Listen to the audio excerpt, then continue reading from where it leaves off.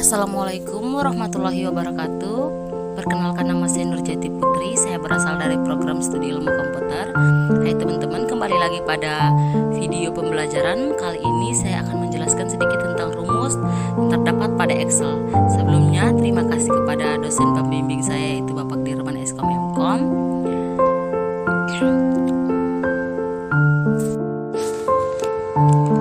Di sini terdapat komponen not yang merupakan kebalikan dari rumus AND dan OR, karena rumus ini akan memunculkan jawaban yang true pada data yang tidak maksud kriteria. Contohnya, jika teman-teman mencari tahu apakah nilai A tidak lebih dari 100, jika angkanya adalah kurang dari 100, maka akan muncul hasil true.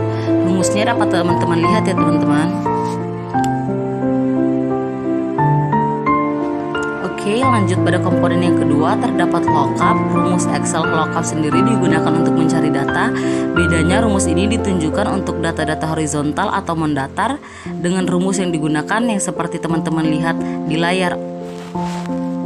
Lanjut kepada yang ketiga, terdapat produk. Produk sendiri merupakan rumus yang berguna untuk melakukan perkalian pada data yang ada di suatu range. Rumus ini ditulis seperti di bawah. Dan contohnya, jika ingin mengalihkan data pada kolom B3 dan B9, maka rumusnya seperti teman-teman lihat ya. Pada rumus keempat terdapat power. Power sendiri digunakan untuk menghasilkan bilangan pangkat. Misalnya teman-teman sedang mencari tahu 6 pangkat 12, letakkan angka 6 misal pada kolom A3 dan angka 12 pada B2, maka gunakan rumus seperti yang di bawah ya teman-teman, sama dengan power A3, B2. Lanjut pada rumus kelima, terdapat SQRT. Rumus ini berfungsi untuk menghasilkan nilai akar dari bilangan. Misalkan teman-teman ingin mencari tahu akar dari 144, maka bisa menggunakan rumus yang di bawah, yaitu sama dengan SQRT dalam kurung 144. Lanjut pada komponen keenam. Rumus keenam ini yaitu concatenate. Rumus Excel ini digunakan untuk menggabungkan data. Misalkan teman-teman ingin menggabungkan data di kolom C1 dan C2, maka rumusnya seperti yang dapat teman-teman lihat di layar. Masuk pada rumus ke-7 yaitu ceiling.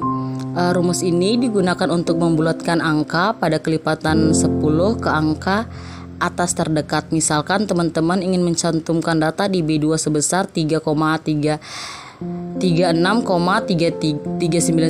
Jika menggunakan rumus ceiling akan menentukan hasil pembulatan ke angka atas terdekat menjadi 36,400 dengan rumus yang dapat teman-teman lihat.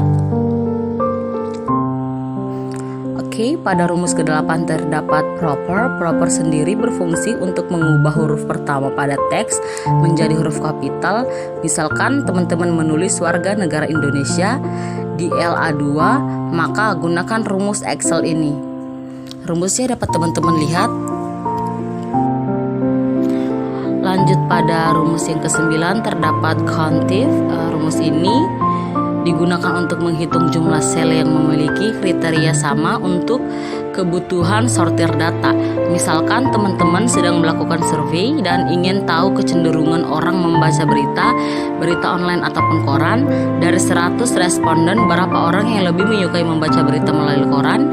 Jika data responden ada di kolom B2 sampai B101, maka rumusnya yang seperti teman-teman lihat. Selanjutnya kita masuk pada rumus yang ke-10. Di sini terdapat N. N sendiri digunakan untuk menentukan benar atau salahnya pada data yang ada di sel menggunakan rumus logika. Contohnya, saat teman-teman ingin mencari tahu apakah nilai A1 lebih dari 75 dan kurang dari 100, maka bisa menggunakan rumus ini. Jika data pada sel memenuhi kriteria, maka akan muncul hasil dengan tulisan true. Begitupun sebaliknya. Dan rumusnya dapat teman-teman lihat seperti yang ada di layar. Oke, terima kasih telah menyaksikan video singkat saya. Untuk teman-teman mohon dimaafkan apabila ada kata-kata yang kurang berkenan.